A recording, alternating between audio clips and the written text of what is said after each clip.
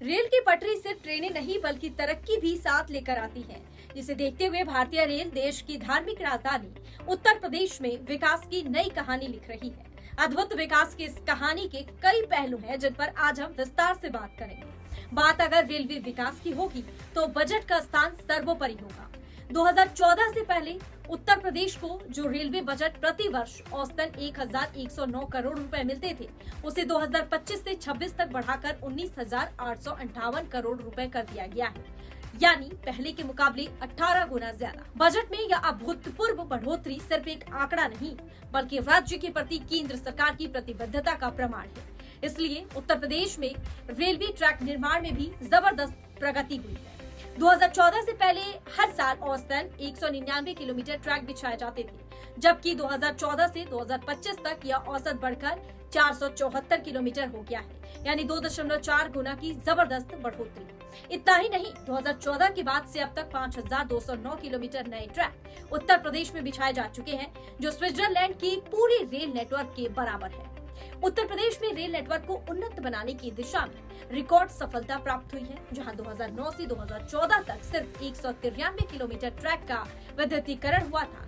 वहीं 2014 से 2025 तक यह आंकड़ा बढ़कर 551 किलोमीटर प्रति वर्ष हो गया है।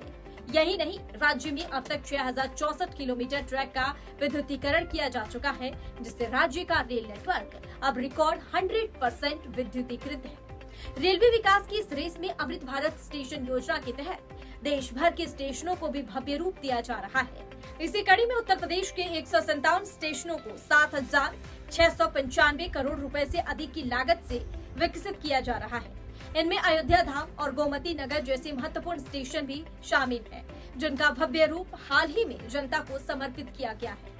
वहीं यात्रियों को वर्ल्ड क्लास अनुभव देने के लिए 2014 से अब तक राज्य के स्टेशनों पर 120 लिफ्ट, 130 एस्केलेटर और 771 स्टेशनों पर वाईफाई जैसी सुविधाएं उपलब्ध करवाई गई हैं। इतना ही नहीं, 1,568 रेल फ्लाईओवर और अंडरब्रिज भी बनाए जा चुके हैं। इसके साथ ही उत्तर प्रदेश को नई ट्रेनों का शानदार तोहफा भी मिला है।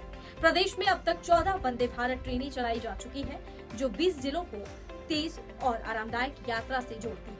साथ ही दरभंगा से आनंद विहार टर्मिनल के बीच अमृत भारत एक्सप्रेस का भी संचालन किया जा रहा है, जो यात्रियों को बेहतर सेवा का अनुभव दे रही है। ऐसे में उत्तर प्रदेश में रेलगाड़ी अब सिर्फ गंतव्य तक पहुंचने का साधन नहीं बल्कि विकास की पटरी पर दौड़ता हुआ सपना बन चुकी है, और ऐसे करोड़ों सपनों को भारतीय रेल सुगम और सुरक्षित यात्रा के तहत मंजिल प्रदान कर रही है।